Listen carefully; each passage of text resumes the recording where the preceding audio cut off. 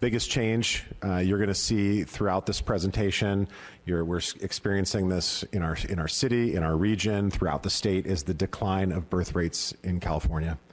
And you can see that big giant red line, and that's essentially the enrollment the birth rate trend.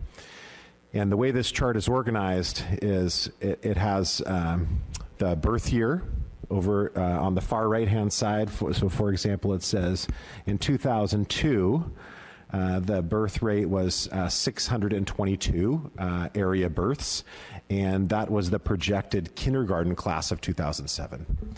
So as you move fast forward in time, in 2017, the birth rate was 475, and that's this year's kindergarten class. So as you're moving forward into the future, our 2023 kindergarten class, or 2023, 2022-23 birth rate was 403, so we're expecting that will be our 2026 kindergarten class. And you can see over there on the right-hand side that sort of comparison between birth rate and kindergarten classes.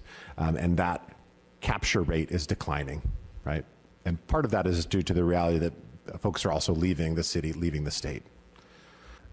This is the slide that everyone wants to see, and is always the what's the bottom line sort of question in our demographics report. This shows the overall district enrollment trend. And it's particularly important to note that while we are projected to be at 8449, I always get those numbers mixed up, in 2027, that this includes an additional grade. So when we all went to school, kindergarten through 12th grade, we had 13 grade options. Transitional kindergarten has been added by the state as essentially a 14th grade. By 2027, all students who are 4 years old will be eligible for transitional kindergarten. So we've essentially got fewer students spread across more grades, which for any economists in the room, that means lower efficiency in terms of your ability to operate. And as we go over there over time, you're seeing that pandemic drop, some recovery, which is essentially masked by the addition of transitional kindergarten, but we're still 100 students fewer than we were just a few years ago.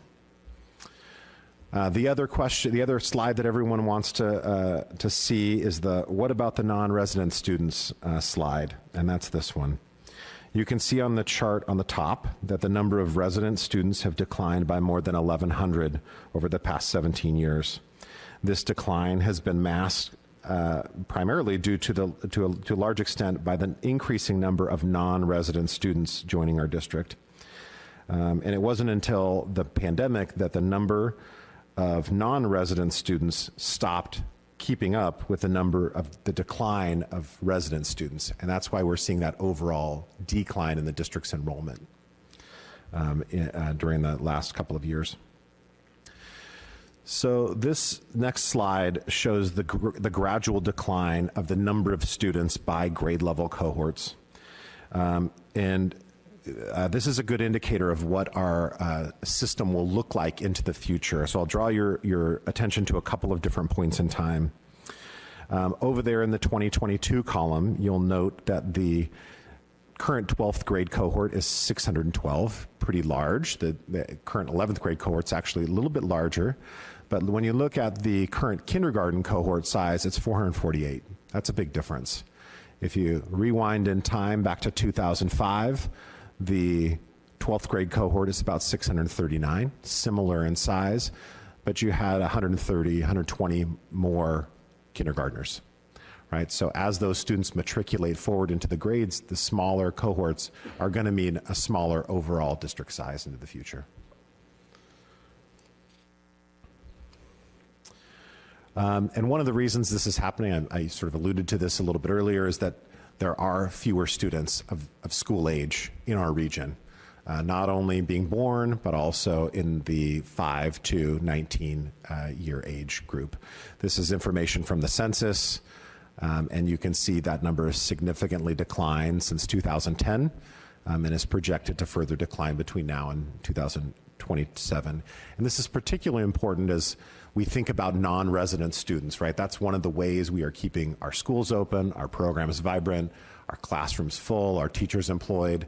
And as there are fewer students in the region, that means that at some point that non-resident student increase is going to either plateau, level off, decrease in its percentage increase year over year. There's going to be some effect. So that's something that we are thinking about intensely and concerned about when that's going to happen at some point in the future.